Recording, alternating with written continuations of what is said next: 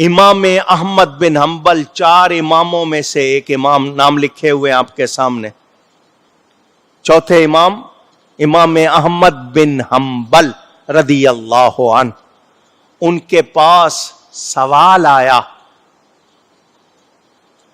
یزید کے اشعار، اس نے کربلا کے واقعے کے بعد جو شعر لکھے، میرے والد صاحب کی کتاب شام کربلا میں پڑھ لینا، وہ شعر بھی لکھے ہوئے ہیں۔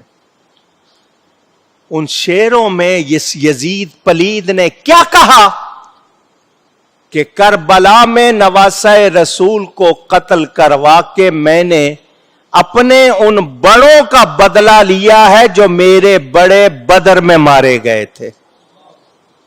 مسلمانوں نے جنگ بدر میں میرے جن بڑوں کو مارا تھا، میں نے نبی کے بیٹے کو قتل کر کے ان کا بدلہ لیا ہے، معاذ اللہ۔ ایک بات، دوسری بات اس کے ایک شعر میں ہے کہ نبی پر نبوت نازل نہیں ہوئی تھی، وہ ایسے ہی اعلان کرتے رہے کہ میں نبی ہوں، وہ نبی نہیں تھے، معاذ اللہ۔ یہ بھی ان اشعار میں ہے۔ اس کی بنیاد پر امام احمد بن حنبل نے اس کو کافر کہا کہ یزید کون ہے؟ کون ہے؟ اب سوال آتا ہے کہ ایک امام کہہ رہے ہیں، باقی امام کیوں نہیں کہہ رہے؟ آپ کے ذہن میں یہ سوال؟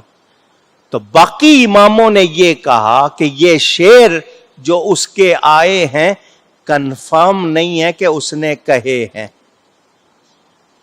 لیکن کیوں کہا؟ اب میرے امام کی بات سن لو۔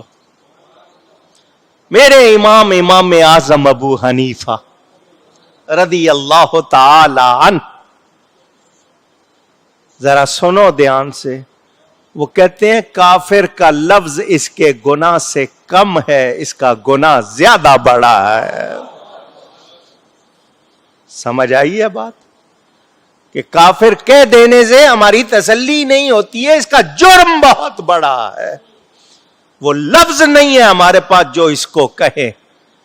تو میں پورے ایمان کے ساتھ کہہ رہا ہوں، نبی کی محبت میں کہہ رہا ہوں، یزید پلید کو ہم کافر نہیں کہتے مگر کافروں سے برا جانتے ہیں۔ وہ کافروں سے بھی برا، جو اس کی حمایت کرتے ہیں وہ میرے نبی کو اذیت پہنچاتے ہیں۔